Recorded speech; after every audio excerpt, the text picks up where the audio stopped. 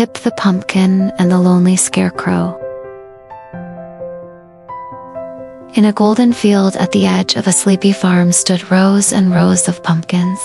Big ones, small ones, round ones, and bumpy ones. Among them sat Pip, a cheerful little pumpkin with a bright orange glow and a curious heart. Every day, Pip watched the wind whisper through the tall corn and the butterflies dance above the flowers. But what Pip loved most was looking up at Sammy the Scarecrow, who stood tall in the middle of the patch.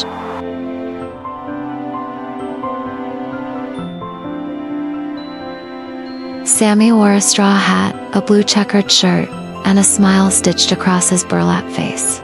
But even though he looked happy, Pip noticed that Sammy never moved or talked. Poor Sammy, Pip sighed. He must get so lonely up there. One chilly night, the autumn wind began to howl. The trees swayed, and the moon peeked through dark clouds. The wind tugged at Sammy's hat until whoosh, it flew off into the pumpkin patch. "Oh no," cried Pip. Sammy lost his hat. He tried to roll closer, bumping over dry leaves. "If only I could move a little faster," he puffed. The wind blew again, rustling Sammy's straw arms. For the first time ever, Sammy blinked. He looked down in surprise. Did someone just talk to me?" Pip gasped. "You can move." Sammy chuckled softly. "Maybe just a little, when the wind is strong enough." All night, the two talked under the starry sky. Pip told stories about the bugs that tickled his stem, the children who visited the patch, and his dream of becoming a big, beautiful jack-o'-lantern one day. Sammy listened, laughing and smiling.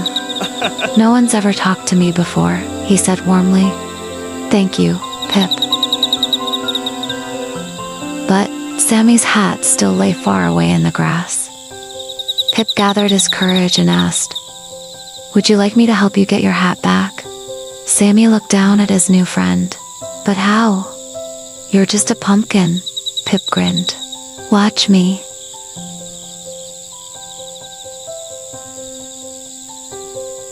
With a deep breath, Pip rocked back and forth, gathering speed, then rolled down the hill.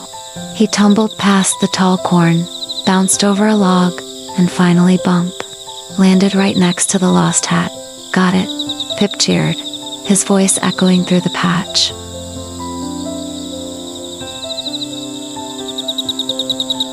The wind, still playful, picked up again and lifted the hat high into the air right back to Sammy's head. Sammy laughed so hard that a few bits of straw flew out of his sleeves. "You did it, Pip. You really did."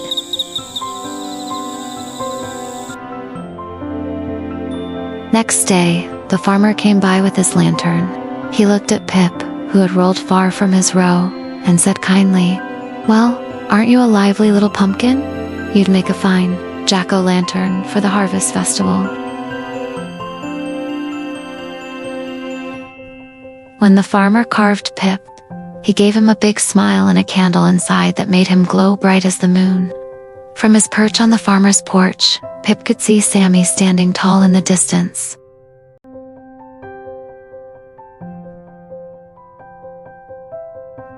The wind carried Sammy's voice across the field. "Thank you, Pip. You'll always be my brightest friend." Pip's flame flickered happily. "And you'll always be mine."